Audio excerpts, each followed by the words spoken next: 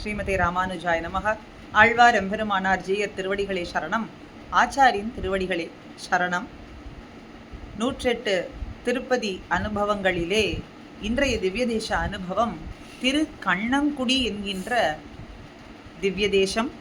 வசிஷ்டர் ஆராதனை பண்ணி கொண்டிருந்த மூர்த்தியை பாலகன் வடிவிலே வந்து எம்பெருமான் அதை எடுத்துக்கொண்டு போக ரிஷிகள் எல்லோரும் அந்த பாலகனை பிடித்து கட்டி வைத்ததனாலே இடுப்பிலே தழும்பு ஏற்பட தாமோதரனாக காட்சி கொடுத்து பின்னே எம்பெருமான் நாராயணனாகவும் அந்த ரிஷிகளுக்கு காட்சி கொடுத்தான். அதனாலே இடுப்பிலே யசோத அன்று ஊரார்கள் எல்லாரும் காண உரலோடே, ஊரார்கள் எல்லாரும் காணும்படி உரலோடே கட்டினதனாலே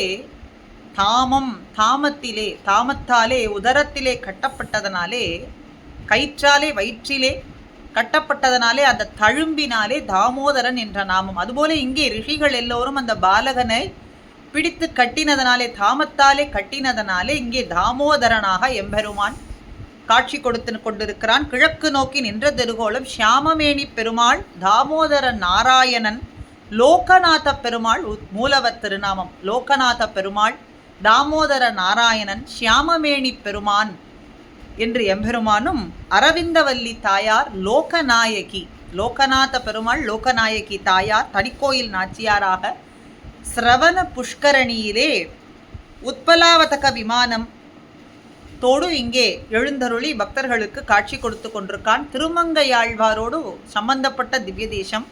திருமங்கையாழ்வார் நாகப்பட்டினத்திலிருந்து திருவரங்கத்துக்கு மதிலமைக்க வேண்டி செல்வங்களை எல்லாம் எடுத்துக்கொண்டு வந்து இந்த திவ்ய தேசத்திலே தங்கின பொழுது அவருக்கு உதவாமல் போனதனாலே மற்ற 4 வஸ்துக்கள் இந்த திவ்ய தேசத்திலே இன்றும் அப்படியே இருக்கின்றது. உறங்கா புலி மரமானது உறங்காமல் இருக்கு, அதனாலே உறங்கா புலி. இன்னும் தோலா வழக்கு, வழக்கானது முடியாமலே இருக்கிறதுனாலே தோலா வழக்கு என்றும், காயா மகிழ், இங்கே ஸ்தல விருட்சமானது பகுள மரம், மகிழ மரம், ஆனால் காயா மகிழ், காய்க்காமல் இருக்கிறதுனாலே காயா மகிழ்னும் பிரசித்தி பெற்று ஊரா கிணறு, கிணறு ஆனது இங்கே ஊறாமல் இருக்கிறதுனால இந்த 4ம் திருமங்கையாழ்வாரோடு சம்பந்தப்பட்டு பிரசித்தி பெற்றதாக இருக்கின்றது. ஊரா கிணறு, காயா மகிழ், தோலா வழக்கு, உறங்கா புலி, இந்த 4ம் திருமங்கையாழ்வாரோடு சம்பந்தப்பட்டிருக்கிறதுனாலே. ஆக யசோத கண்ணனெம்பெருமானை வெண்ண திருடி தின்று அதனாலே நீராம் இது செய்தீர் என்று ஊரார்கள் எல்லாரும் காண உரலோடு கட்டினது போல இங்க ரிஷிகள் எல்லாரும் எம்பெருமானை கட்ட தமது பக்திங்கிற கயிற்றாலே கட்டுகின்றார்கள். 8 2 கயிற்றினால் மணந்தன்னை கட்டின்னு திருமழிசையாழ்வார் சொல்றது போல இந்த முனிவர்கள் எல்லோரும் பக்தி என்கின்ற கயிற்றினாலே கட்ட எம்பெருமான் கட்டுண்டிருந்தான். அதனாலே கண்ணங்குடி, திரு கண்ணங்குடி என்று இந்த திவ்ய தேசத்துக்கு திருநாமமானது. இங்கே எழுந்தருளி இருக்கும் பெரிய திருவடி கருடாழ்வாரானவர் கூப்பிய கரங்களோடு இல்லாமல் கைகள் கட்டப்பட்டிருக்கக்கூடிய நிலையிலே இருப்பார். ஸ்ரீவைகுண்டத்திலே எப்படி கருடாழ்வார் எழுந்தருளி இருப்பாரோ அப்படிப்பட்ட நிலையிலே இங்கே எழுந்தருளி இருப்பது போலே தோன்றுகின்றது என்றும் இந்த ஸ்தல வரலாற்றிலே குறிப்பிடப்பட்டிருக்கின்றது. திருமங்கையாழ்வாராலே 10 பாசுரங்கள் மங்களாசாசனம், ஒருவர் பாடிய கண்ணங்குடி, பன்னியபாரம் பார்மகட்கு ஒழிய பாரத மாபெரும் போரில் மன்னர்கள் மடிய மடிநெடும் தின்தேர் மைத்துனர்க்கு உய்த்த மாமாயன், துண்ணு மாதவியும் சுரகுண பொழிலும் சூழ்ந்து 7 செண்பக மலர்வாய்தென்ன என்ற அலரளிகள் முழன்று இசைபாடும் திரு கண்ணங்குடியுள் நின்றானே. மண்ணின் பாரம் நீக்குவதற்கு, இந்த மண்ணின் பாரம் நீக்குவதற்காக வடமதுரையிலே பிறந்தான் கண்ணன். பாரத மாபெரும் போர் என்பது ஏற்பட அதிலே இந்த பார்மகட்கு இருந்த சுமையெல்லாம் கழிந்தது.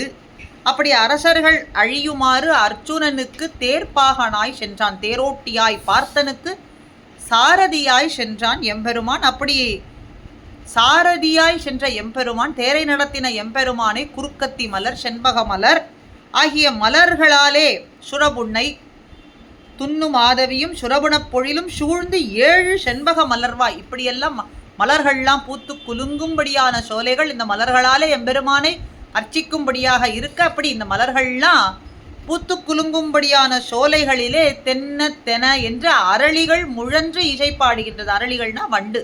தென்ன தென்னா தென்னாதெனாவென்று களிப்போடு சோலையிலே பூத்து கிழக்கக்கூடிய மலர்களில் இருக்கக்கூடிய தேனை எல்லாம் மிகுதியாக உண்ட களைப்பினாலே களிப்போடு பாடும்படியான வண்டுகள் மிகுதியாக இருக்கக்கூடிய திவ்ய தேசம், தென்னா என்று ஒலிக்கும்படியான திவ்ய தேசம் திருக்கண்ணங்குடி. அப்படிப்பட்ட திருக்கண்ணங்குடியிலே எம்பெருமான் எழுந்தருளி இருக்கிறான். பார்த்தனுக்கு சாரதியாய் தேரை நடத்தி சென்ற எம்பெருமான் இந்த மலர்கள்லாம் பூத்து குலுங்கும்படியான சோலையை உடைய திருக்கண்ணங்குடி என்கின்ற திவ்ய தேசத்திலே எழுந்தருளி இருக்கின்றான் என்று திருமங்கையாழ்வாரும் பிள்ளைபெருமாள் ஐயங்கார் கூறுபுகழ் தன்னடிக்கே கூட்டுவனோ, இன்னமென்னை வேறுபட பல்பிறப்பில் வீழ்த்துவனோ, உன்ன எப்பொழுதும் வாயார பாடும்படியாக அந்த பேரு எனக்கு எப்பொழுது சித்திக்கும்?